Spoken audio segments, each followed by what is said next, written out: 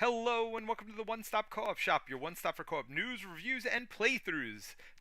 I'm Peter, and today we're going to talk about the adventure book games, specifically Lord of the Rings and The Princess Bride. What's up, Mike?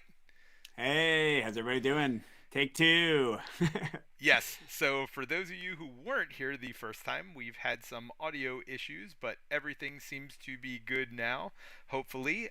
So let us know, everybody live on One Stop Co-op Shop streamed, let us know, and for those of you on the podcast, you missed all of that fun. Although you just heard me talk to myself. Anyway,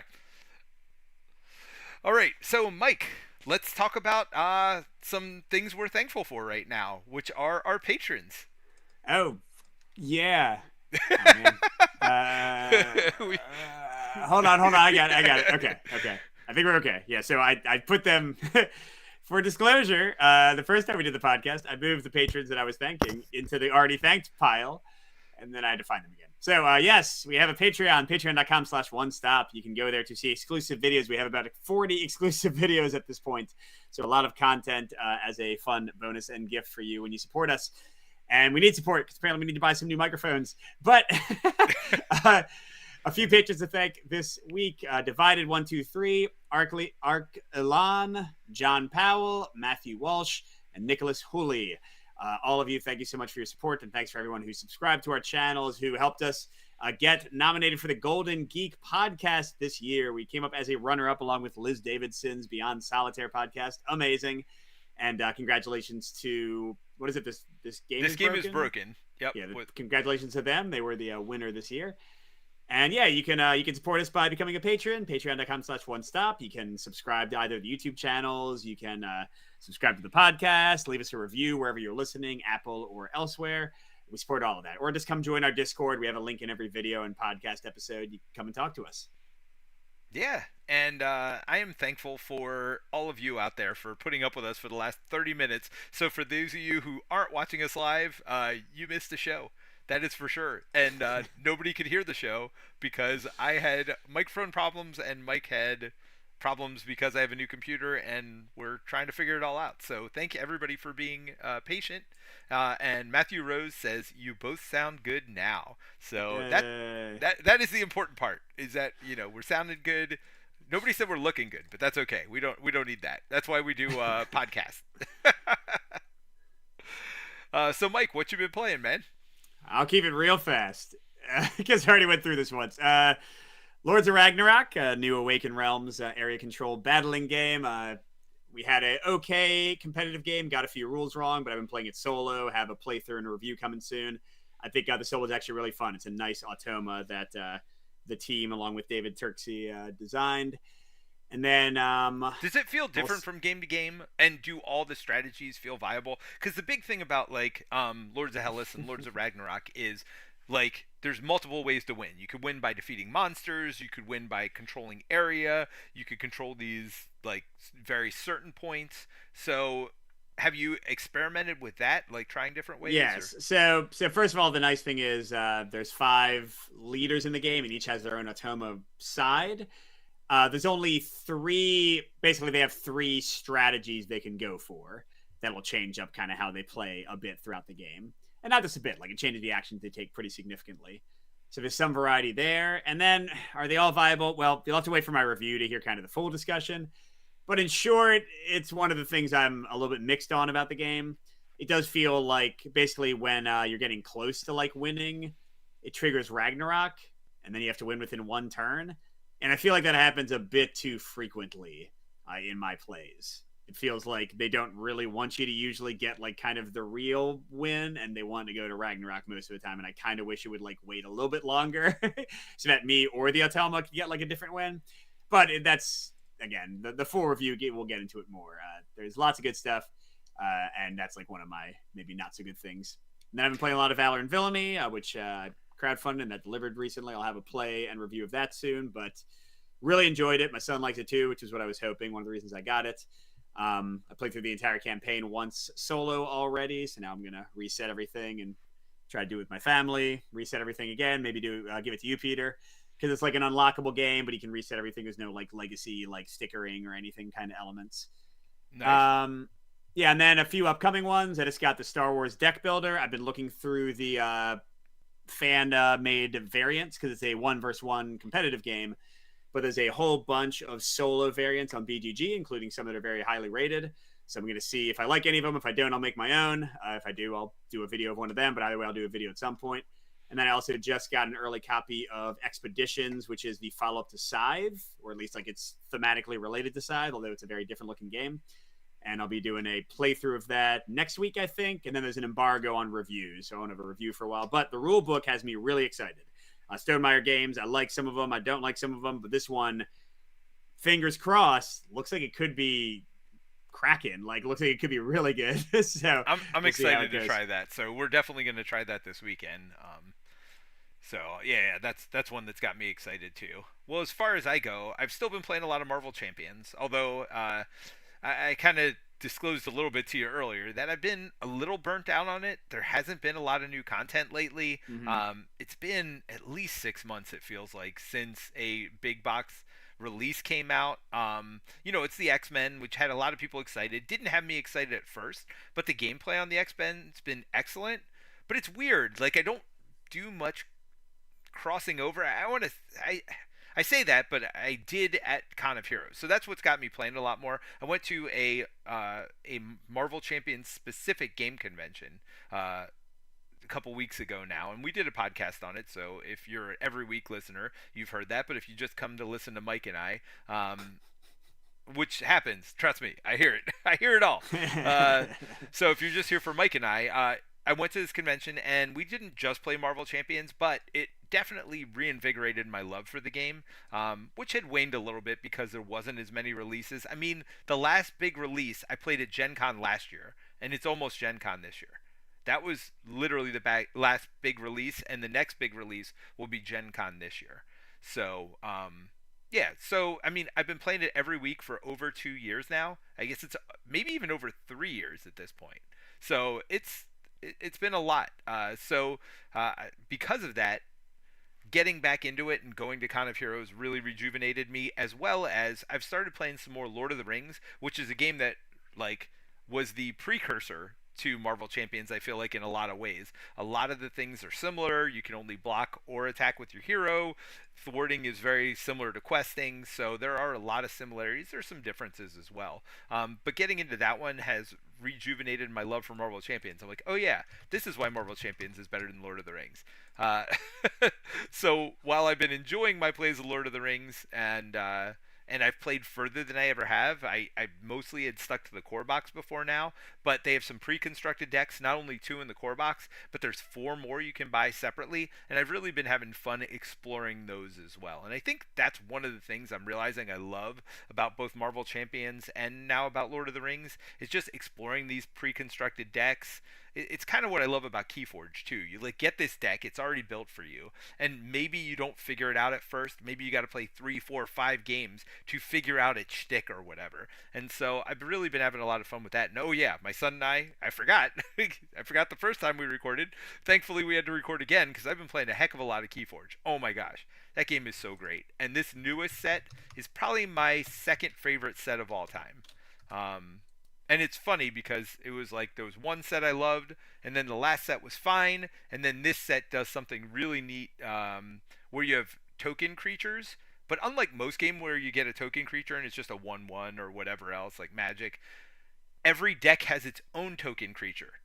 So when it says put a token creature out, you just put one of your cards face down, just like usual, but you have a token creature off to the side that gives you the stats for that creature, and they're unique for that deck. And there's actually a picture of them on the back of the deck too. So I don't know. It's a really Keyforge continues to innovate, and I can't wait to try it against some of those solo co-op adventures that we have and see how it works with those as well. Because they've done a good job of balancing between the sets. I mean, there's some highs and lows, of course, but yeah, I don't know. That game is still great, so I'm glad Keyforge is back. I'm super excited to get back to like weekly game nights or whatever playing it. But my son and I have played many games since we've got our decks in, and we have a one-stop co-op shop deck because they let you like get a customized one, and it's really good. So I'm looking forward to taking it to Gen Con and maybe even winning a tournament and like having its name in lights or whatever. Um, because it's quite a good deck. I've enjoyed playing with it. So That's awesome. By the way, Matthew Rose said, "Can we pick this up at Gen Con?" I think Matthew, you're asking about Expeditions, the Stonemeyer one. I think that's when you typed that. If I'm wrong, let me know. But yeah, I'm looking on the Stonemeyer page. I know like review copies are going out right now, and I think people will have them before me as well. Like there's already some videos up. It looks like it's fulfilling pre-orders in July. Then there will be some for sale at Gen Con, and then there will be a retail release after Gen Con. So pre-orders, I don't know if you can still pre-order right now, but you can get that in July if you want.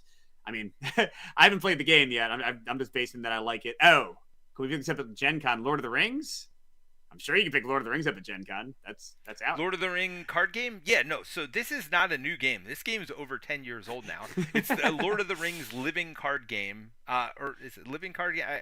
Or the card game is what it was called. It's still called that. So they've re-released it, and there's a base set right now. You can buy 4 individual hero packs. You can buy like a mini 2 adventure thing, and that's how I recommend people buy in. Buy the core set, buy that 2 adventure pack, and then if you want to buy some more hero decks, go ahead. There's 2 precons in the base deck, and then there is 2 full cycles out as well beyond the original cycle. But all of this is all repackaged Lord of the Rings the card game, but it's very similar to Marvel Champions in a lot of ways. It's a little more integrated turns, where like we all quest at the same time, and then we all fight our enemies at the same time, and then so we kind of do our player actions also kind of all at the same time. So it's much more integrated, much more simultaneous than Marvel Champions is, but at the same time, it's a different feeling game. But if you've played Marvel Champions enough, you will definitely feel the some of the similarities there. So go check out videos. We definitely have plenty of Lord of the Rings card game videos, both on the streaming channel and on the main channel. So definitely go check it out if you have any interest in that. But it's basically, instead of playing one hero, you're playing a fellowship of 3 heroes. But I'm sure we'll get back to that. Actually, we've never reviewed Lord of the Rings, the card game, which is interesting. So maybe Terrence and I'll do that, if I can't get you to play enough games to do a good review. I mean, I played it so much. I just have to like play it once, I think, to immediately reawaken my thoughts on it. Yeah, because it's funny. Like I liked it a lot at first, then I kind of soured on it, but then I played with later releases and liked it again. I tried to get you to play it, and you didn't like it very much. And then I didn't play it much, and then I called it, and now you're getting into it again. So yeah, a long, complicated history with Lord of the Rings card game. Yeah, it's funny. It's like my third time getting into it. But the first couple of times I never really made it much past the core set, because the core missions are not the best, which is why I recommend picking up that like Oh, 2 mission pack. we were playing the Hobbit campaign when I was playing with you, but I made your deck too strong, and I know that you like weren't really interested because we defeated the mission way too easily, which makes Well, sense. yeah. So it was one of those things that I am definitely excited to get back to it.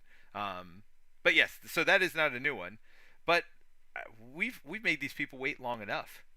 I think it's time to talk about the adventure book games.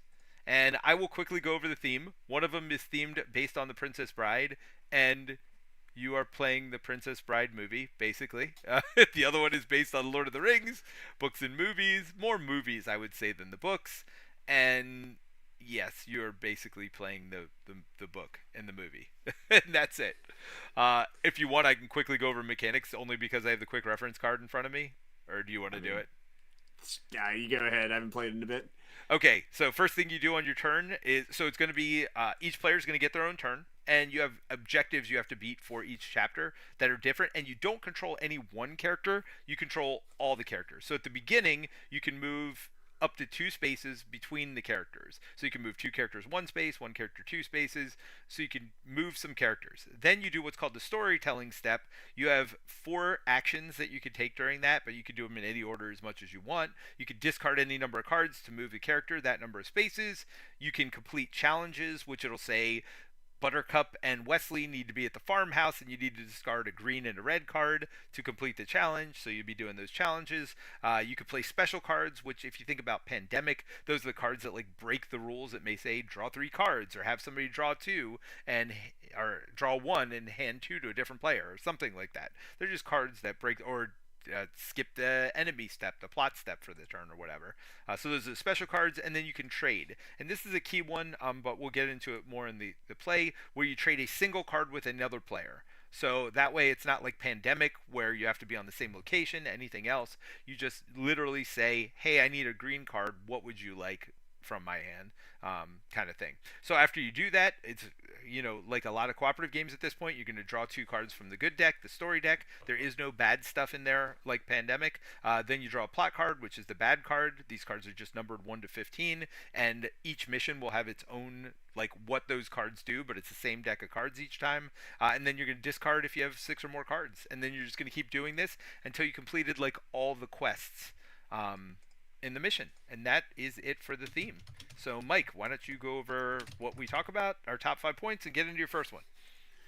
Yeah, so if you haven't listened to the podcast or seen any of my reviews on the YouTube channel, we're going to go over the 5 things that stand out the most to us. And again, this is kind of a combined review because Peter and I have played the Lord of the Rings one and the Princess Bride one. There's also a Wizard of Oz one. And I feel like they announced a 4th one, but I can't remember what it is. So we're going to talk through our top 5 points from least important, but still important, to most important. And I'll start out with my number 5, which is a pro, and those are the special cards in the deck.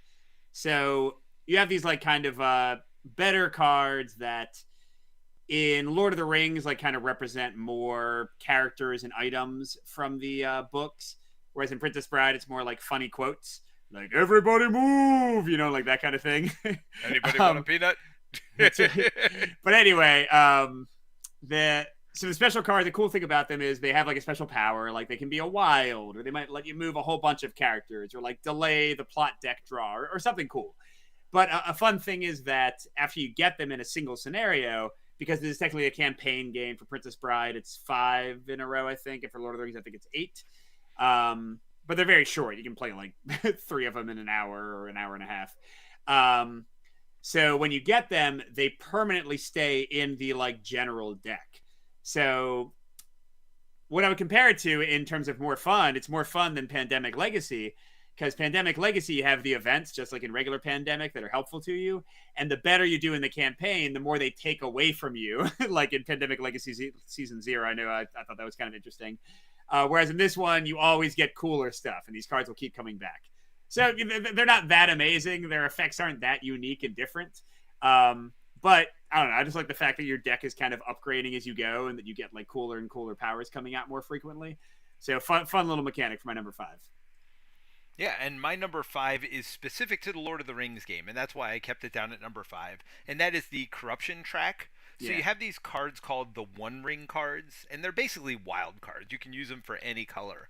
But every time you use one, for any reason, or even discard it, you have to move up this corruption track. And every 5 spaces or so, you draw a card from this like corruption deck, and it does something really bad, like removes one of those story cards you've upgraded from your deck, or it'll say draw 2 cards during the plot step this turn, or something else really bad. There's a bunch of different options and things that happen. But the other thing is that's the loss condition for the game as well. So the more you use these One Ring cards, the more you're going to move toward the loss condition. Again, they're your wild cards, and you have a limited hand size, and if you're not using them, they take away from your hand size. So I thought it was really interesting decision space having those.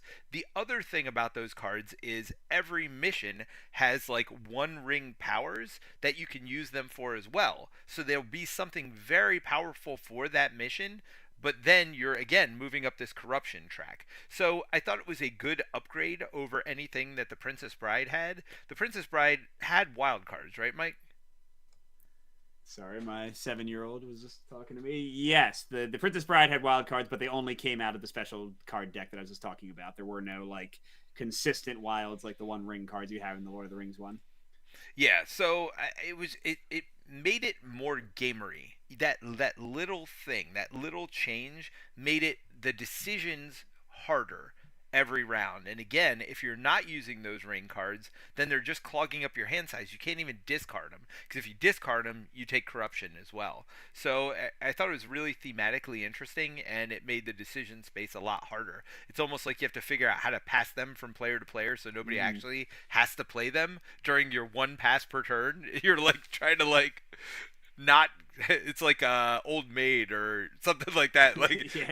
it's like don't want that in my hand. No, you take it. You take it. But and there's not just one. There's several of them. So I don't know. I thought it was interesting because I was very tempted always to use it for that like one ring power for those missions specifically. And Yeah. some missions I had to use it several times. Like there was definitely one mission specifically. I'm like, oh well, I guess I'm just getting a lot of corruption this time because Yeah, for me it was the Balrog. Like, oh my gosh, I I think it was was I that one was. too because you had to move so far. That's Or a no, tough mission. I think they made that one extra balance, extra difficult. Which hey, in the books and the movies, it was extra difficult too. yeah. Oh no, I actually don't think it was that one. I think it was the second to last one, the or the no third to last one, the Helm's Deep one. Oh, okay. Yeah. The first two tracks I got through no problem. That last track, because again, you have to move so far on this, Hmm. and again, every mission plays completely differently. You have to move so far, and then these because I guess my first two missions were pretty easy. The plot deck that I had like the high numbered cards left, which would put three of these things out at a time. And if you ever got all six out, you lost. So if you got three out one turn, you or maybe it was four because you needed to like if you needed to draw one and couldn't type of a thing. But either way, it was like I always felt like I was in danger of losing. It's like oh gosh, one of these three cards left have like a three pull in it. Like I can't not take care of the goblins right now. So I kept having to use the one ring to like clear off some of those goblins because the action to clear them wasn't very easy either. So anyway, but yeah, I mean that's the whole thing. Just hearing this hopefully tells you a little bit about the game. Like every mission's so completely different, and every play would probably be different too. Sometimes maybe you draw all those big like goblin bringing in cards in the first round of that Hmm. mission, right? So it's gonna feel different each time you play it as well. So yeah, I mean, all I've talked about is the corruption so far, but it feels like we've gotten to a lot more than that. So Mike, what is your number 4 point?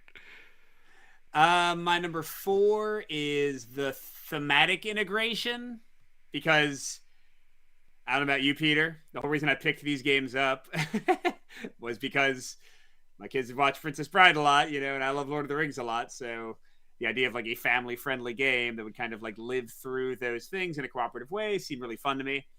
And I would say it's pretty much a pro. Like, you don't have a lot of narrative text you're reading. Um, it's not a heavy game by any means, but it feels like the movie, like all the Yep. important things, or it feels like the book.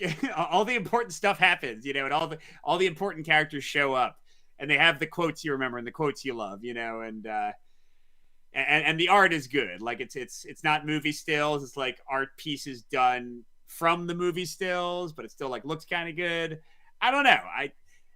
Again, it's not like Lord of the Rings, the card game, or Arkham, where like a deep story is being told, but my kids would smile when like they did something with Fezzik, or when this moment would happen. And a lot of that comes out from like the little goals you have. So each scenario, each page of the book, you have to do like 3 or 4 things to win. And sometimes they're very linear. I'll get to that a little bit later. But it's like, oh, that's when Bilbo went there, or not Bilbo. That's when Frodo went to the Prancing Pony, or oh, that's when Saruman and Gandalf did stuff, or oh, that's when the man in black was chasing them on the boat. So I don't know. I think it did a good job with like a family weight, a family friendly game, getting like the key things in there to trigger that nostalgia, have that like good fun hit of endorphins. I think it's pretty successful at the weight it's trying to be. I feel like they said, "All right, we're gonna cover this, like the Battle of Helm's Deep or whatever else. What quotes do you remember from that?" Because it's like all the very memorable moments they hit really well, and all the quotes just bring you right back there, right? So I agree with you. They do this well. This isn't one of my points, but yeah, it's kind of in my final thoughts. It's actually a major part of my final thoughts. So we will get to it at the end there. But my number 4 was your number 5, which is the deck upgrading. Mm. And I agree with you. It's really cool. Like you complete one of the missions, and it's like go ahead and take one of these story cards and take it. You get to put it right in your hand, so you get to play with it. You get to use it right away, and which is always key, right? Like you definitely like I hate deck building where you don't get to use the stuff you get. Mhm. But the nice part, as Mike pointed out, is it stays part of your deck for the next few games. So, you keep that upgrade. So, especially in the first one, there were these, in Princess Bride, there were these stars, which weren't in Lord of the Rings, but you kind of have to go out of your way to get them. But they gave you one of these story deck upgrade cards if you got it, or it lets you draw like 3 cards. And I mean, drawing 3 cards is kind of the boring way to use it, but like Yeah. you definitely want to like get a new story card to add it to your deck. And I would definitely like my kids would clearly make suboptimal choices to go get those stars when they had nothing to do with what we were trying to accomplish at the time. My daughter's like, I'm going to go 2 spaces in the exact opposite direction because there's a star over there, and let's see what this card is. So, yeah, I thought that was kind of fun, and I guess each of these games does has their own unique flair. Like the corruption in rings came from the Lord of the Rings game, but the Mhm. star tokens were there exclusively in Princess Bride. So I mean, I wonder if Wizard of Oz has the same thing, where it has its own like unique flair to it as well, something different. Yeah. So that's my number 4 is you get to upgrade your deck, and it's pretty cool and pretty simple all at the same time, which is great. All right, and for me, my number 3 is the cooperation. It's a cooperative game. You can play it solo, and it's a little bit different in the Lord of the Rings and the Princess Bride one. The Lord of the Rings one has like sort of like a dummy hand you can trade with, which you can easily just port back to the Princess Bride. It would work totally fine. Um, but yeah, I said this is a mix. It's still very much like in the family weight. Um, on the good side, you do have what Peter mentioned, which is like the trading of cards on your turn. You can trade up to 1 card, which naturally leads like you're not supposed to show your cards, although you can if you're like teaching your kid for the first time or something. So you naturally have good discussion, like, hey, I can handle that quest. Ooh, can you do that one? I really need this card. Does anyone have this card? So you're gonna have like those, basic but still fun, engaging conversations between players. And on the negative side, it's one of those games. The fact that you don't own a character, that you are all cooperatively moving like the same characters and accomplishing the same stuff, there's really in many ways no difference between playing 2 player, playing 3 player, playing 4 player, playing solo. It's like something else like Dawn of Zeds or one of those where like you're just kind of dividing up the tasks among more players and you each have your own hand, but it doesn't like really matter. So the cooperation has its pluses or minuses, but I still, if it's a mix, it's leaning pro because it's still fun to like talk and it works well again for a casual group. But yeah, you don't have like much ownership of anything in solo, so it can feel like, and especially if you have like an alpha player, this would definitely be a game that could be potentially problematic with that You meant in co-op, because because in solo you have all the ownership. no, I'm saying yeah, sorry, yeah, in co-op. I mean, yes, my point is the co-op stuff. But yes, yeah, I think it does have that potential issue, but whatever. It's still good fun, and again with like kids, family, which is what I bought it for playing. What I think most people are going to buy it for playing. I think it's very solid. By the way, I love how Brian's out here. Brian Skolick keeps just like quoting Princess Bride over and over, which is amazing because Well, that and is Matthew, I think they both are. yeah, they're kind of going back and forth on it. But I mean, Matthew's making other comments. Brian is literally just coming in with Princess Bride quotes over and over. So we appreciate all the feedback and you keeping us entertained as we record this one. Princess Bride, by far my favorite movie of all time. So it always makes me happy when there are other people that geek out about it as well. So my number 3 is the plot turn or the AI flip or whatever you want to call it. Basically, again, it's a deck of cards numbered 1 to 15. You flip it over, and it'll say, like, in this mission, card number 15 does this, or card number 1 does this. Like, it may put a web down if you're in Shalab's lair, like in space 1 or space 5, or it might put it in Frodo's place, or whatever else. You're laughing at me. Did I pronounce her name wrong? It was a little weird. Usually people say Shelob, like sort of Shelob. emphasis on the she. You were like Shalab, and I was Sh- like, is that like a new kebab? Shalab. Shalom. I don't know. Like, But continue. Plot cards. I got you. yeah. So the plot cards again for it's such a ingenious system. And it's a little different from game to game. I mean, the chart's the same, but in the Princess Bride one, it's right in the book. In Lord of the Rings one, it's a separate card. I actually like it better as a separate card, only because they put the setup in the book in the space where that used to be, and you don't have to go back to the rule book at all. I mean, this is a game, that the actions and everything you're doing is so simple, so straightforward. And the one thing I'm most impressed with is that um, they didn't really, so you don't have to go back to the rule book, but I didn't really have rules questions. And they even had an FAQ for certain ones, and I did look at it every once in a while in the rule book. But I mean, it was exactly what I would have guessed it would have been. Is the answer? It's like, how do you know where you're in Shelob's lair? Well, when you've passed the main gate, right? Like, it's like, okay, all right, that makes sense. So, yeah, and this AI card flip, this plot flip, goes right along with that. It's very self-explanatory. It's like put an orc on space 1 or add 2 orcs or add 3 orcs or whatever. It's all very straightforward, and it's controlled in a very easy deck that is universal, can be universally used from mission to mission. I don't know. I think it's just really genius how they did that and still made every mission feel unique. So for me, the AI deck, the plot step is just really cool. I love how they did that. Matthew just said, Sheila is a considerate lover. She constantly wants to keep me wrapped up and warm. I don't know if that's what she's doing, Matthew. She stuck you with the poison. It made me feel all warm inside. I mean, there was like a weird romantic thing in the Silmarillion between Ungoliant or Ungoliant, who was Shelob's like mother basically, and Morgoth. They had like some like weird kind of thing. It's like a demon god of darkness and spider of shadow making babies. But that's beside the point. Is what they made. That's right, making a Shelob. There you go. But my number two, very related to what you just said, Peter. I said it was the scenario design and the plot deck. And there's another mix for me. On the pro side, totally what you said. I think they did a nice job of making the scenarios very straightforward to play, but having nice variety between them. I think the plot deck does its very simple thing. This is like, making fires like in Pandemic style a lot of the time, or like moving something like further along that you got to race. But it tends to vary game to game. But again, very few to almost no rules questions. I think it's a smooth, nice way to kind of have the opposing force in the cooperative system. On the negative side, I do think the scenario design is pretty hit or miss. I tended to like it more consistently in Lord of the Rings, but they both have scenarios that are kind of trashy. Like, let's see. But basically what I mean is some are way more linear in a way. Like, we played through, for example, the Princess Bride one 2 or 3 times as a family, but there were some scenarios where we're like, well, this is going to be boring because we know exactly what's going to happen again. Sure.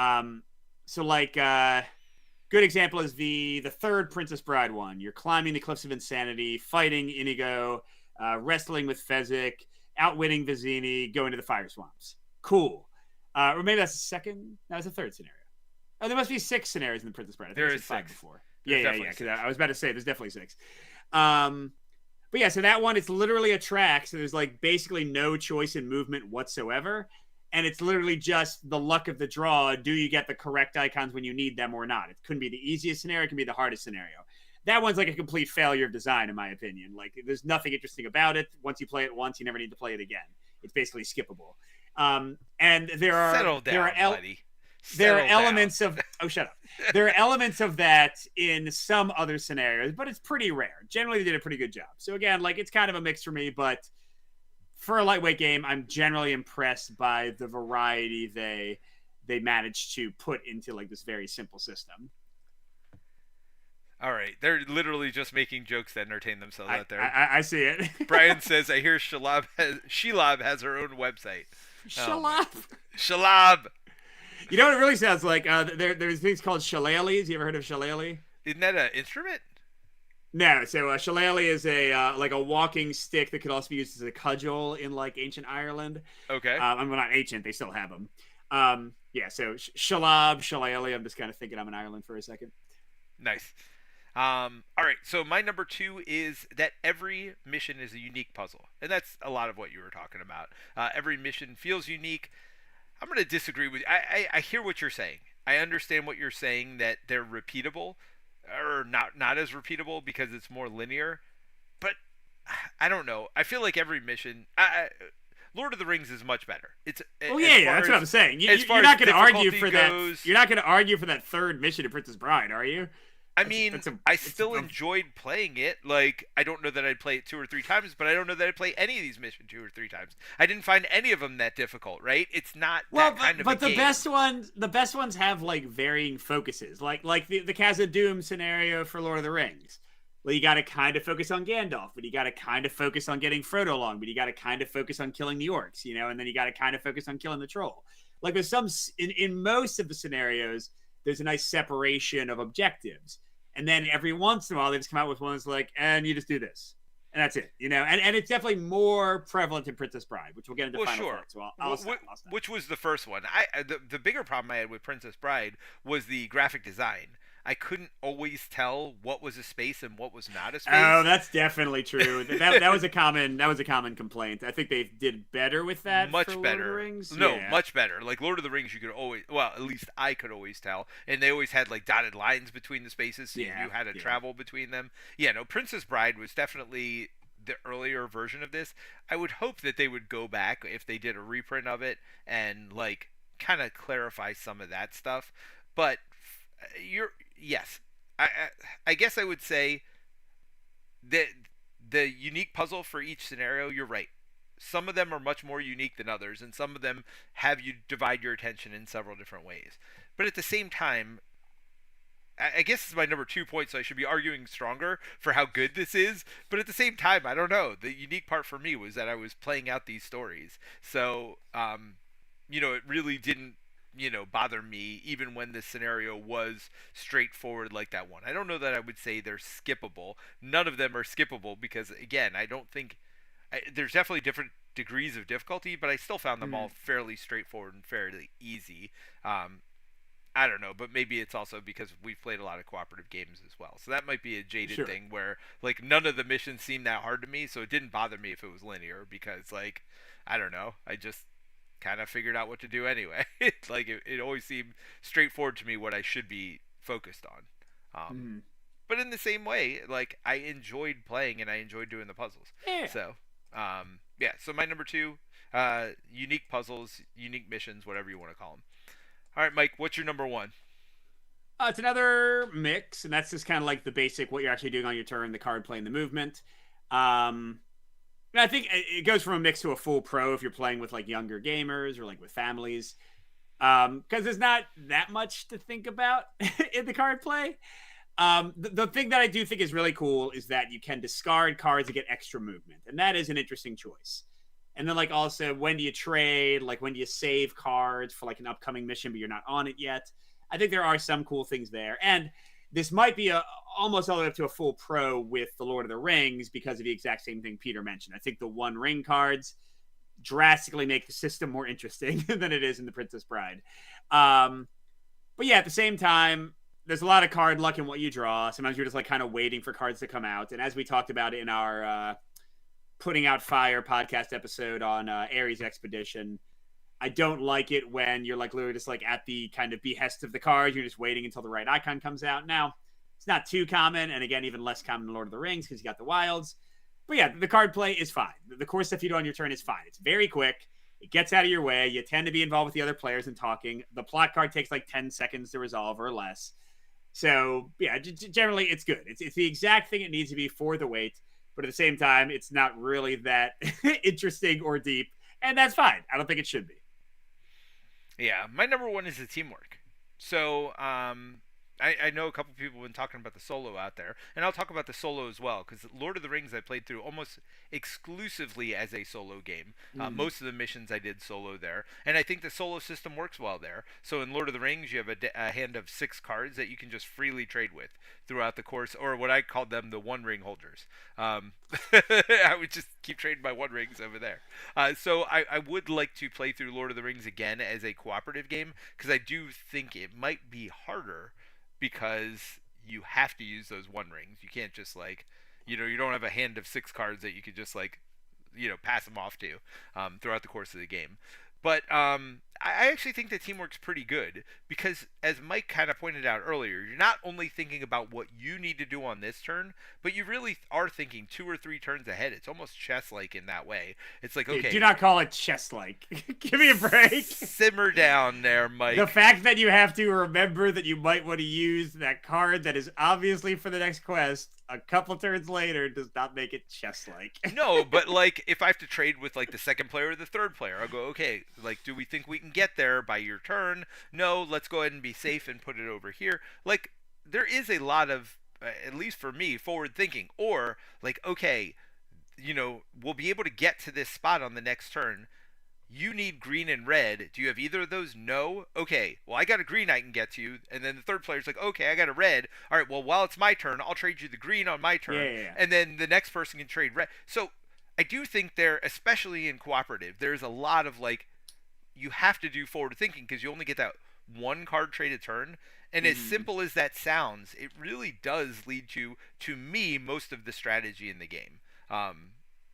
Again, you're just trying to get the cards in the right spot, but it's how you do it, which to me is the interesting puzzle. So for me, my number one's the teamwork, and I do think it plays well solo too. Being able to trade with that AI deck, it's a little less because you're not really thinking that many steps ahead. You might be like, all right, I need a green and a red next turn. I have none of them. Let me get the green one this turn. I'll get the red one next turn. It's the puzzle isn't as fun for me in solo, but again, the gameplay I still had a lot of fun with. As far as like again, just reliving the story, and that kind of goes into my final thoughts. I'll just finish off here. I feel like if you love the IPs, you're gonna really like the games. It's gonna bring you back. It's to your number 4 point, Mike. It brings you back to those moments. But if you don't have those moments in your brain, I don't know if you're gonna like it. Like the gameplay is not.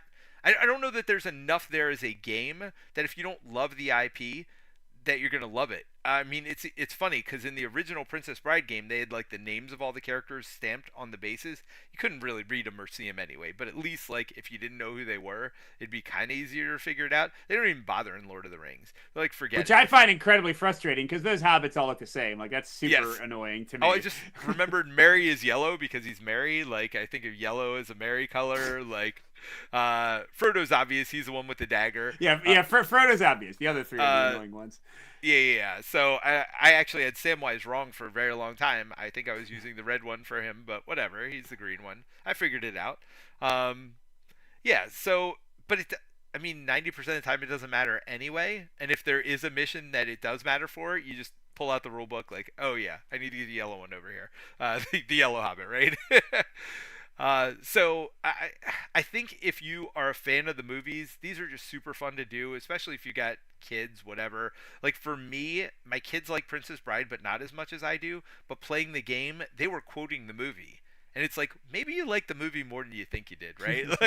And so my daughter wanted to watch the movie again afterwards. So it evokes the movies very well. I think they do a great job of doing that. If you have nostalgia for them, I think you're going to love these games. They're not going to be the deepest thing in the world. If you're looking for a strategic puzzle that's going to burn your brain and like be really challenging, there's no way to vary difficulty at all. There's really not much, as far as that goes. It's not that type of game. It is a game where you're living the story. And if you like the IPs, I think you'll love it.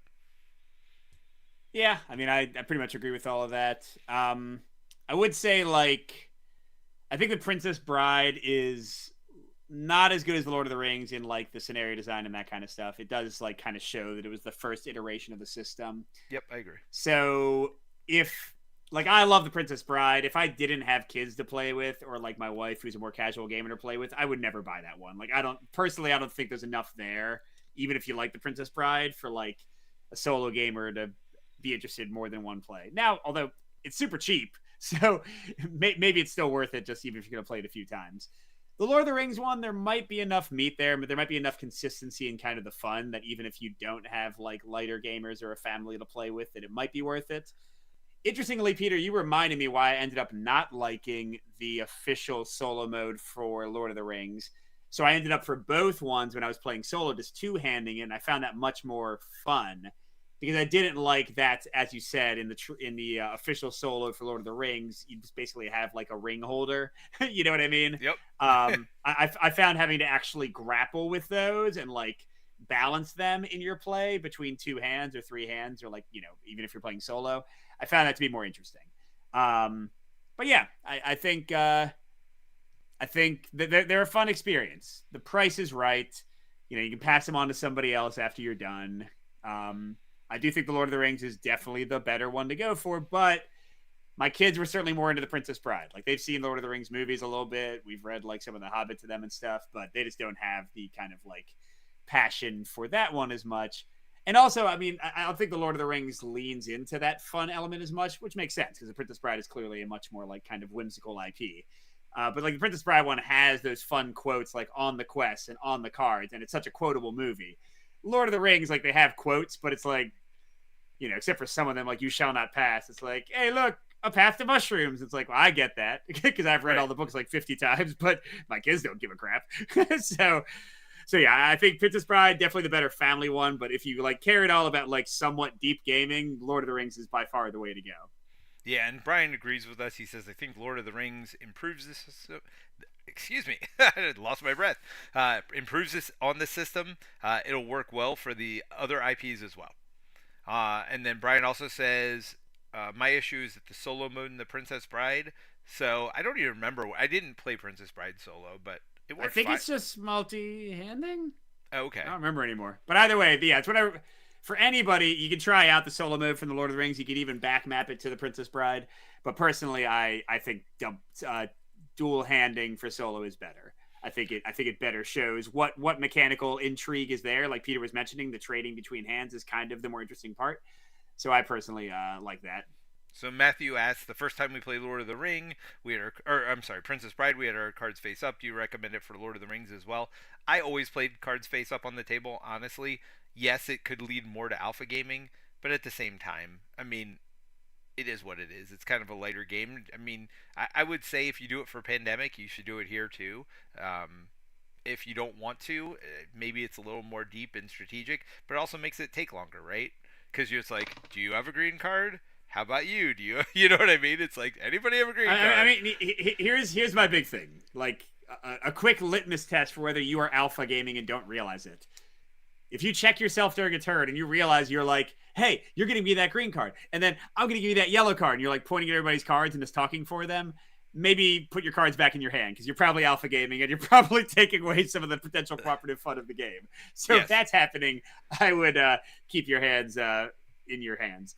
But if you're all just looking at the cards and kind of discussing them together, if that's the cooperative vibe you have at your table, no problem having them face up. And certainly for the learning game, I did face up, but I had to bite my tongue to make sure to let them actually play, which is, a common challenge when you have games that are potentially alpha problematic. And Brian says, sometimes you feel like the Princess Bride, sometimes you feel like Mage Knight. Very different. The only options. The only nothing in between. Nothing at all. That's right. All right, so I think that's a good discussion of the storybook games. I think you'll know from that discussion whether they're for you or not. If you don't like either of the IPs, I would say steer clear. I don't think you're going to love it for the gameplay. If you do like it, I think you will enjoy it. Just don't expect something too heavy. Yeah.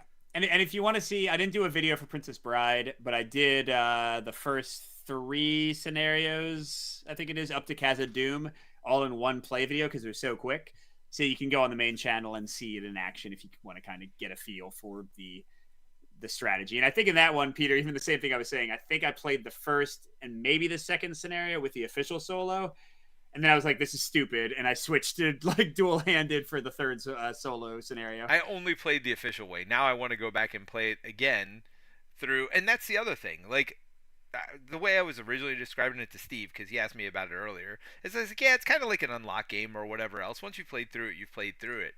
But now that I'm thinking about it, I'm like, no, I do kind of want to play through it again, trying it two-handed or multiplayer, because I do feel like that one solo rule like sucked up all the rings and like made it a little less challenging. Yeah, I actually think that official solo mode would work better for Princess Bride because it didn't have the ring thing. So it'd be more of like a steady like trading of like icons and stuff. By the way, Brian says he has his own solo variant. I have one hand of 6 cards, hand limit 8, and instead of trading, I can one time discard and pick up a new card per turn. The one part I gotta say, Brian, the one part that I know would be a deal breaker for me in your variant is the game is already a little swingy with which cards come out. Yeah. And at least with trading, you have like 6 cards or whatever, or like some larger number of cards to like see and pick between. The idea that if I'm waiting for a specific card to beat a mission and I got to go 1 card at a time, that would not work for me at all. But if it works for you, more power to you. It's just going to be taste with different solo variants. Yeah. All right, Mike. So let's talk about IPs. Did they just slap these IPs on? Not just this game, but we'll start with these games. Did they just slap these IPs on and just like to go for a cash grab, or like would these games not survive without their IPs? What do you think? Well, I think those are 2 different questions, and they're both worth discussing. Okay. Because no, I don't feel like these games slap the IPs on. I feel Yeah. like there was some love in, and clearly, like, I mean, it's not hard to be a Princess Bride fan or a Lord of the Rings fan. It's not like they're getting like niche with their fandoms here. Right. You know what I mean? Like, you could probably throw a rock What's and half next, people Firefly? our age will be. Yeah, exactly. Yeah, but still, like, you know, they got the quotes. They clearly either knew it already or did their homework, you know, and they got like the core moments and they got all the characters you care about and they got good art for it. And again, they like paid homages to the like look of the original things. So And I'm I looking think at the screen here, and they even got little miniatures of every character. Now, don't get me wrong; these are not like high quality GW miniatures here. But for the price you're paying, like what was it, $25 or whatever? Like, I mean, you're getting miniatures, and they look at least resemble the characters. So yeah. All right, Peter, let's go. Which Hobbit is which? Pop quiz. Yellow is Mary. Green is Sam. I think that's Sam. Frodo's red. And Wait, Frodo's red? Isn't No, Blue no, red no, with Sting? Blue. I mean, sorry, Blue isn't Blue Frodo with Blue's with Frodo? Sting? Yeah. And red is Pippin. Maybe you're right. Maybe you're right. Oh, I'm definitely right. So red's Pippin, yellow's Mary, green is Sam, and blue is Frodo. Jeez, Ryan just joined the quoting thing. Like, totally apropos of nothing you said. When his head comes into view, hit it with the rock! Sorry, that's my Wallace Shawn impression. My way's not very sportsmanlike. That's right. Do it your way. What's my way? But yes, so I think there was some love here, and like the themes come to life. And like you said, you are quoting the movies and remembering the books like as you play. So I think that shows that it's not just a slapped on theme. It's not like they took Uno, but the cards had Frodo on them. You know what I mean? Like it is a meaningful integration of theme. But they now have done at the that, same time, right? Wait, what? They have done that. Oh, Not of in course this they have games, done that, but they're Monopoly games. That's a separate discussion. Hold on, I'm trying to finish. All right, go But ahead. I think it's a different thing of whether or not like this game would sell without the IP and whether or not they were trying to get money with the IP. Of course, you know, both those things can be true at the same time. These games would be totally nothing if it was like a vague abstract theme. Even if it was like a generic fantasy theme, I think the mechanics would probably be a little bit too light for people to really pay any attention to them. But you get some good integration, you get some good nostalgia with these specific, famous, popular IPs people have very strong positive feelings towards, and I think it's a good marriage. And they made it like $20. If this was it's what brings us if this was a together. $120 CMON game, a lot of people would buy it. I would not. You know, just like I didn't buy I like Scooby-Doo. I didn't buy the 100, however much it ended up being for the all-in Scooby-Doo game with like actual Mystery Machine mini. I don't give a crap about that. But this kind of thing, you know, at this price, I think it's a cash grab, but it's like a thoughtful cash grab. It's like they're politely asking you for your money. You know, Let me ask you though, would you buy this game again if you didn't own it and you had the money back? Would you buy it again? Like, are you happy you bought it? Yeah, for both of them, I would buy them both again. Yeah, and because my kids had a blast with Princess Bride. Well, you didn't buy either of them, so you don't know. I agree that I'd be happy for you to buy them again. Oh well, yes, yeah, there you go. But yeah, like my kids and my wife had a fun enough time with Princess Bride. It got us to watch the movie a couple more times. My kids would probably play it again once I get it back. Yeah, Peter's been borrowing both of these for like 3 months or something. But if I'd play it again once I get it back. And the Lord of the Rings one, I think there's enough going on that it's interesting. And I actually didn't get to the final scenario, so I want to like play through the whole thing. I haven't done that with my kids yet. So, especially at the cheap price point, I'm 100% fine with having bought them, and I recommend them to others in a similar situation to me, like with families and such. But I think that says something, right? Because you and I are gamers. You know, Yeah. you have to be a gamer, quote unquote, to do a podcast about games every other week, right? You have to be a gamer to make all the videos that we have. We like games where you have to really think and it's very puzzly and this and that. And this game's none of that. But yet the theme is so strong in here, and I guess that's where I'm coming to with these like movie tie-in games. Like if you're just throwing a Monopoly game out there and you have just the quotes, like fan service or whatever, it's not enough.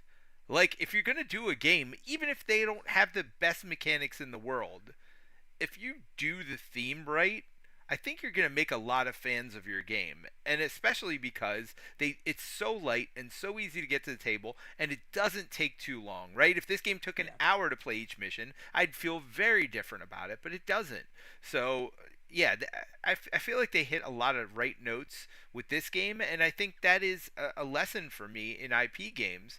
Like, you don't want it to overstay its welcome. You want to do fan service to the people and keep it the fun parts, which is getting to the next quote, getting to the next plot point in the adventure, bringing back that nostalgia. I think all that is important to a good IP game. Yeah, no, and well, by the way, we got a lot of things in the chat. Brian Skolik asked if this is a kissing podcast. Definitely.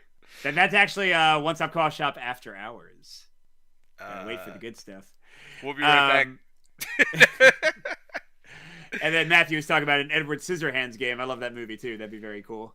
That Tim Burton classic. Is it quotable though? Like I don't remember any quotes or like major. Edward Scissorhands, I think, is more. I mean, there are funny quotes in there. I'm trying to think. I'm trying to the remember. Moments are great, and visually, it's great. You know. Yeah. But yeah, like you're saying, like kind of the accessibility of the IP and like the short playtime. The thing that stands out to The Princess Bride with me and kind of goes again into that question of would I buy this again? And I think I mentioned this on the podcast when I first got them a couple months ago or whatever. My son Harrison, 2 days in a row, this was like on a weekend or something, got up before I was awake, set up the game, and played the entire thing solo, like scenario 1 to scenario 6. And just so that knows, never happens. What age? He's 10. But he's been playing since he was like 5 or 6. He plays Spirit Island with me and does fine with like basic spirits. So, and he's a very good reader. So I'm not saying every 10-year-old would be able to do the exact same thing I'm discussing right here, but it's awesome. You know, like he's. No, but I like think I've that's gotten an important point. Like the age accessibility of the game, I think does go very low. There's not really reading too much, at least anyway. Even if, yeah, I mean, obviously a 5th grader is going to be able to read, but like. But especially if you're there to run the game, like he figured out all the he played scenarios we hadn't played yet, and he's like, yeah, I read the rules, it was fine. You know, I'm not expecting most kids to do that. Sure. But yeah, if you're there to play, like literally the only reading they got to do that you can't handle for them might be like a special card they draw, and they've already seen it played at least once by the time that happens because it'll be in the deck from previously. So yeah, I think it hits a really nice level. And you had mentioned like, you know, Monopoly theme paste ups. I talked about Uno. I know Risk used to do like every theme they could find. Like I have a Lord of the Rings Risk. There you go. I had one too. Well, had is probably the key point. Yeah, and some do better than others. Like I remember there were different versions of Risk Lord of the Rings, and some of them actually had like kind of cool extra rules and actually like did the map in kind of a fun way, and some of them didn't. A game system that stands out to me is the Rising games. Thanos Rising, I think, was the first one. Yeah. But then they've had like Voldemort Rising, and now they have Fire Nation Rising for one of my favorite IPs, Avatar: The Last Airbender. But there is no there. No, except in recognizing characters, and there's a value to that. I mean, I said at the beginning, I just got the Star Wars deck building game from Fantasy Flight, and I'll be honest. I went through all the cards and I was like, hey, Jyn Erso. Hey, Han Solo. Oh, you know, random Imperial guy that led the Walker invasion and Empire Strikes Back. Like, I don't really care. And they have but, 2 power and 1 buy cost. Yeah, exactly. You know, like, hey, they're, you know, and then I was like, they don't have this person. They don't have this person. So, like, there's a little bit of value there. Sure. But none of that and none of the play in a lot of those games makes me think anything about the movie. You know what Sure. I mean? Or makes Oh me no, I think know what you anything mean. about the book. Like I don't play the Han Solo card in a deck builder, or really any of the games, even in like the old Star Wars FFG LCG that I did enjoy. I don't play that and be like, never tell me the odds. Here's the because first of all, those games tend to be competitive, and this is something I get into arguments with on the Discord a lot. Like pretty much every like adventure movie we watch or every like adventure book we read, except for something like Game of Thrones that's actively pitting great characters against each other, pretty much everything has an evil side and a good side. And there should be cooperative designs, if you really want to like feel like you're in the movie. You know what I mean? Like the second it's like I'm like sending Boba Fett and I kill Han Solo, the theme's dead for me at that point. You know what I mean? Well, I will say two of the best IP games of all time, though, are War of the Ring, and Star Wars Rebellion. Yes. Now And that's true. and those both are competitive games, and they feel very much like the movies, although they both are on a macro scale, Yeah. not a micro So scale. I feel like if you're playing as a character or you're zoomed in on the characters, like Star Wars Rebellion, or not Rebellion, yeah. Star Wars Imperial Assault.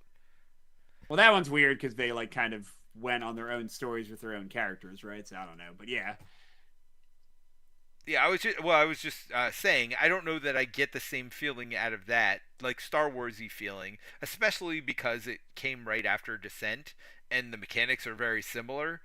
Like I didn't feel like it was like a Star Wars movie, especially because they had to you balance know, the sides, right? Like so a stormtrooper has to be as good as like Chewbacca or whatever. It's like, well, wait a minute. That's clearly not right. You know what I mean? you know what's interesting, Peter, is wouldn't you say the Princess Bride and the Lord of the Rings adventure book games are kind of on a macro level too? Because like, yeah, you're moving around in kind of like a micro way, but like really, you're just doing like three big beats of the story in each Sure. chapter. Yeah. So maybe there's something to that, like the idea that if you zoom out enough to where like the broad strokes of like the movie or IP get to kind of show themselves, that's a more successful way potentially to like make an IP come through. Well, especially, when you talk about like video game stuff, like a lot of people have tried to do like, okay, you move over here and you jump and you do whatever, like on side scrolling games, and it just doesn't work, Yeah. right? Oh my god, I Like remember in the old Star Wars games on the Super Nintendo. Those were something. well, no, I'm not even talking about the video games. I'm talking about the adaptations of stuff like that, Oh, where you're okay. trying to get too micro in the, oh, look, I can do that exact same action as the character can do, or whatever. Now, there's games like Deep Rock that apparently do a very good job of that, Sure. which is, again, we're talking about a different type of IP. It's a video game IP here. But you're doing a lot of similar actions. I think sometimes, though, when you try to replicate something is when it goes awry a little bit more, right? I'm trying to make it exactly this, and like I'm trying to do the Kessel run, and like you have to do point A and point B and point C. Maybe you're right. Maybe it's the zoom out nature of let's just go from point A to point C and like skip the boring stuff in the middle, the Well, nitty yeah, and I gritty. think like if we're talking about IPs like Princess Bride, like Lord of the Rings, like a lot of those things, like yes, we have thrilling combat scenes, obviously, like the sword fight between Wesley and Inigo, or what have you. But what really I think matters in a lot of cases is like the plot, and like the character development and like the forward motion of like the major plot elements. And the second you like have a dungeon crawler, and it's like I'm counting, and I like dungeon crawlers. I'm not trying to criticize like the genre of dungeon crawlers, but the second I'm like, all right, I'm gonna move Luke like 4.5 spaces so that I'm in range of my blaster, and now I'm gonna roll these 3 dice to shoot my blaster. And okay, I've done 4 damage to Stormtrooper number 1. Okay, now let me go to Stormtrooper number 2. It's kind of like comparing cinematic combat to like a round of D&D combat. Like there are ways to make D&D combat cinematic sometimes, but what would be 5 seconds in a movie is like 30 minutes of gameplay time. You know what I Right. mean? And Yes. you've kind of lost the story at that point. So yeah, I think in a way, like something like these games where like, I've gone through an entire 20-minute section of the movie, or I've gone through like 5 chapters of the book in a 15-minute scenario. That's kind of keep it a similar pacing. You know what I mean? Like it's kind of like you could probably play through all 6 scenarios of the Princess Bride if you know the game in close to the running time of the Princess Bride. You Well, know what and I that's mean? Like in about interesting 2 hours. because I'm thinking about War of the Ring now and Star Wars Rebellion, and it's kind of the same thing. You're not Right. doing the individual beats. The turns take longer, but they are a long period of time. You move the Death Star from one planet to another. That's not a hyper jump, like 2 second thing, right? So the game's more epic in nature and in scale, but the scale matches the scale of what you're doing because you're on this big space battle epic time frame, and they don't have 50 of them, right? If you had to do like Right. 50 space battles a turn, it's going to be very different than if you have like 10 in the entire game. um, so yeah, no, I think there's something to knowing your scale, and maybe this is true for all game design. We hadn't, this IP nature of it is led to this discussion, but I do wonder if the scale of what you're trying to do needs to match the scale of your game as well. Well, Um, there's no need, but I think you're going to accomplish different things. And if you want to like hit the full nostalgia of your thing, I think a wider scale, a more like macro scale might help. Because like think of like War of the Ring, which I do think I like that better than Rebellion. I think it's one of the finest like thematic integrated games of all time. And I also love Lord of the Rings, so that helps. But you're playing a lot of the Lord of the Rings card game right now. If you compare that to War of the Ring, and like a lot of these times with these things, with War of the Ring, they don't have to introduce any random crap. yes, They don't have to add any characters that you never yes, knew or cared about. right, right. They don't have to be like, hey, you know that orc chieftain? He had a name, and it was Marblook. And you're like, okay, great. Because like they could do like just the crazy stuff, like Battle of Pelennor Fields, Helm's Deep, Ents, Saruman, bunch of Easterlings, Black Fleet, dead armies, cats and dogs living together, mass hysteria. They can just like get all the stuff that is most important, that most matters to like the story that you are familiar with, if that's what you're going for.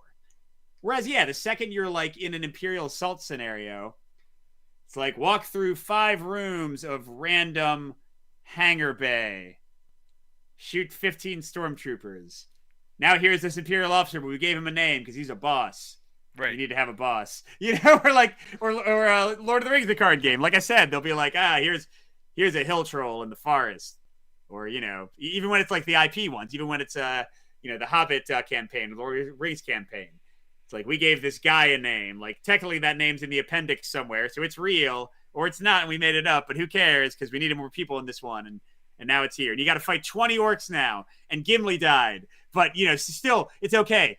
Keep going because the story is still going to come to life. Like the second that you like really zoom in and like turn it into like this more complex game for like each scenario, just by nature of having to have enough stuff to kind of get through that, you fill in gaps that didn't need to be filled. And if I was watching it as a movie, it would become like a 20-hour movie. You know what I mean? If like with all the stuff that's there. Well, and the more zoomed in you get, and the more stuff you have for your game, the more weird situations can come up. Like I was playing with Steve, the base game of Lord of the Rings, the card game, the other day, and like I'm reading the story, and it's like you have to take a letter to Lady Galadriel, and like go through this mission to do so. Well, Steve had Galadriel as one of his 3 heroes on his team. I'm like, I Hey, guess we're Galadriel, here's the letter. that's what I was like. I was God. like, did we win? Like, maybe we get like, don't open the letter till we get to your homeland. Like just keep it bottled up. Like, so Well, you can and get some that's I think theme breaks. I think too those because games of are that. better for. Oh, I'm sorry, Peter. Oh no, I was just saying. I think you can get theme breaks because of that, and even Marvel Champions. One of the reasons Rado says he doesn't like the game anymore is because some of the things you do is go to alter ego form, right? But in some of the missions, you're like in the collector's prison, right? But yet you're going to alter ego, like you don't know who I am. I'm Peter Parker now, like, and Aunt May's baking you cookies, right? And you're healing up, It's like, well, wait a minute, what? I thought I was in prison here. Like, what's going on? So, as much as I love these games because of their gameplay, you do get, like, the more granular you try to get and the more wide and reaching you try to get with it, I think sometimes you do lose some theme when you do that as well. Yeah. But I was going to say, I think that also gives the possibility for more emergent storytelling and kind of like weird created narratives and memorable moments. Whereas War of the Ring has a little bit of that, for example, but like Dale might get attacked when it wasn't attacked, or like maybe the Dark Shadow player never invades Rohan, or maybe this game they don't go through Moria. Like you do have sort of like those what if like kind of possibilities, but in the Yeah. end you're still getting like a lot of the same broad strokes. The event cards are what they are. They're gonna like hit like the same core things. Yeah, but then in the Lord of the Rings, the card game, you can have like a all Hobbit deck invading like Mordor. You know what I mean? And, Right. like sneaking by every orc, and that's kind of like I know that's something that like draws Steve to the game, and I think Terrence too. Just like the ability to like build kind of wacky decks and do like weird things with scenarios, Well, which Terrence loves card play, and deck building is part of that for him. So for him, it's not about the theme. I don't feel like at all. I feel like it's more about um, the deck building and the card play from it. Steve, on the other hand, yeah, he likes to just make wacky well, yeah, stuff. yeah. By the Um, way, Matthew Rose says that when I said Ents, his wife thought that he said ants and started getting worried that they have ants in the house. So I apologize. I apologize. But blame the tree people. Blame Tolkien. ants in my pants, ants in my pants. All I need is some ants in my pants. By the way, for the podcast, you need to now go to the YouTube video to watch Mike dancing to my Ants in the Pants song. On But that yeah. note, it sounded like you had something to say. Go ahead, Mike. Well, the last thing I was gonna say, because like I think a final question is there any value to like literally being like, hey, it's Risk but Lord of the Rings, or hey, it's Uno but Star Wars? I mean, people And I would buy it. say a little bit, because I would rather look at characters I love rather than no characters at all, especially if it costs the same price. You know what I mean? Sure. Like if it's Love Letter or Love Letter Batman, I guess I'll get Love Letter Batman. You know what I mean? Like, Sure. why not? Maybe somebody else who likes the IP will be a little bit more likely to play with me, which is a key thing, I think, with those IP grabs. Like, you're going to get it off the shelf more often, especially if you have like family or friends who are into those IPs. But it could swing the So, other way too. So you do have to be careful because, like, let's say you love Batman, but I don't, and you bring out Love Letter Batman, I am less likely to like the game. If you bring out either of these games, Lord of the Rings or Princess Bride, to somebody who doesn't like that IP, it's going to be well, an immediate turnoff. but Peter, you answered your own question there. Because if somebody doesn't like Lord of the Rings or Batman or Princess Bride, why are they my friend? I thought you were going to say that. I knew that was coming. I was like, you don't know that. You don't even talk to them. You're like, Yeah, hi, my name's Mike. I like Lord of the Rings. That's like his yeah, pickup like line. if somebody's like, "Oh, the Princess Bride," I don't like that. I'd be like, "Oh, look at the time. I'm sorry, we have to call this dinner short. You haven't eaten yet. We will eat another time. Get out, get out." I'm gonna go watch Princess Bride. That's You right. live in your sad existence. All right. Well, Not really, of course. We're totally fine with people liking whatever they want. They're just wrong. nice, nice. All right. Well, thank you for joining us, everybody. Good luck. I'm gonna put a starting point right as soon as I'm done this video, so to let people Yeah, know, and then it'll be edited within the next day. For those of you on the podcast, you didn't get to live through all that exciting stuff, so good on you. Good on it you was for definitely waiting. exciting. All right, everybody. Well, thanks for joining us, and we will talk to you soon. Bye. Bye. Hey, Mike. Yes. I don't even know you. You don't like Princess Bride? What's wrong with you? Get out of my house. Just go. As you wish.